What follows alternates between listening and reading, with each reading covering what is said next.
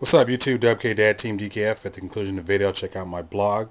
What you see on the table is one of many decks that I toy around with. Deck I kind of play around for fun. Locals. This particular deck revolves around machine duping, Bokoichi, Elephant Gift, synchroing, doing all kind of fun plays.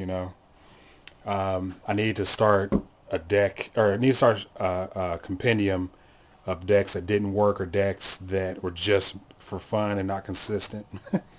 But if you guys are interested in seeing something like that, leave a comment below. Anyway, let's get to the point of this video.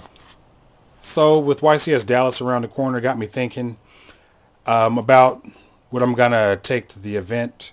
And this brings me to pro tips for BKs, what to take to the venue of an event.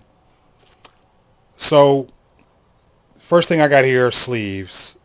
If you can help it, bring your own sleeves. You know what happens if you have messed up sleeves and they deck check you. It's game loss, match loss, whatever.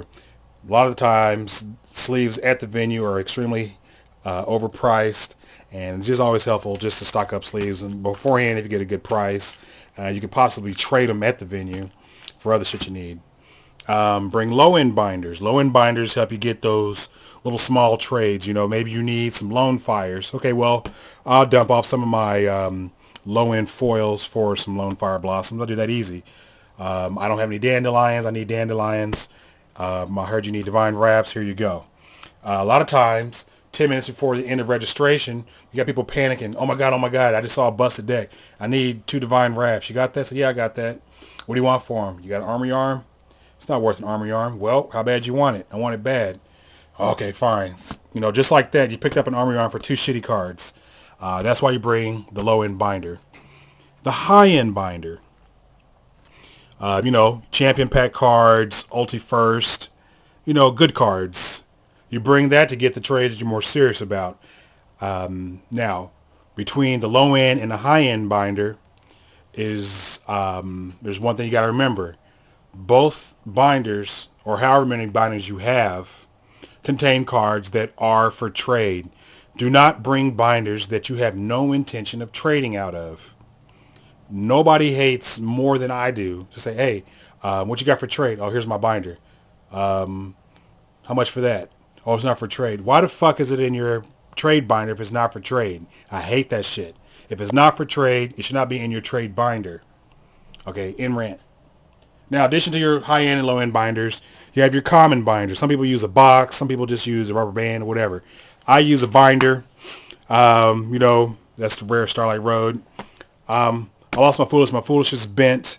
My Potter Everest got water on it. Whatever. I need it. How bad you want it? I got it right here. I want to build fish now. Everybody else is running anti this, so I want to build fish. I got you right here. Plant stuff, common econs, common books. And this card is going to be Hot Puppet Plant. You need to have that.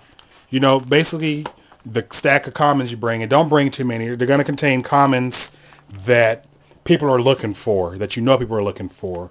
You don't want to bring, your random Morphtronic shit. You want to bring cards that are in decks that you expect to see. That way, if somebody damages it, or somebody changes their mind at the last second, you got it. You got that trade. You possibly step outside the venue, get that sale, et cetera, et cetera, et cetera.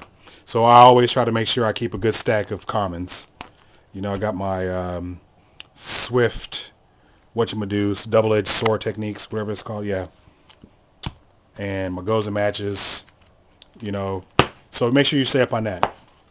All right, deck boxes. Again, don't use a rubber band. Try to have a decent, nice deck box. A single deck box is fine.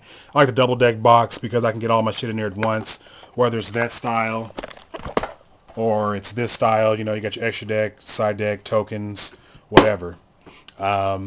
Speaking of tokens, be sure you bring things that you can use as token.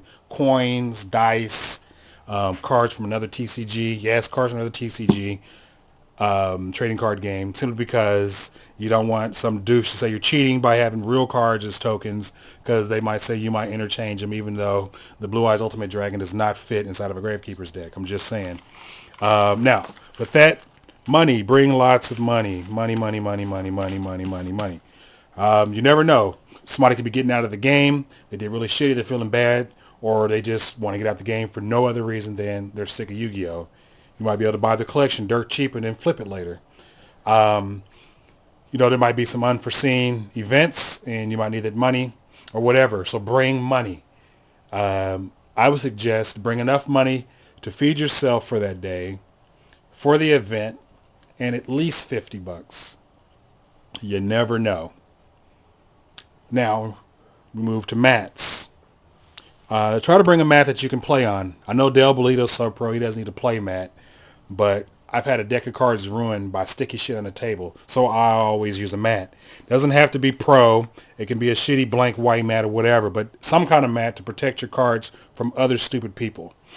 And then you could bring extra mats, that you might want to trade and get rid of. All right, so I hope these set of tips have helped you guys.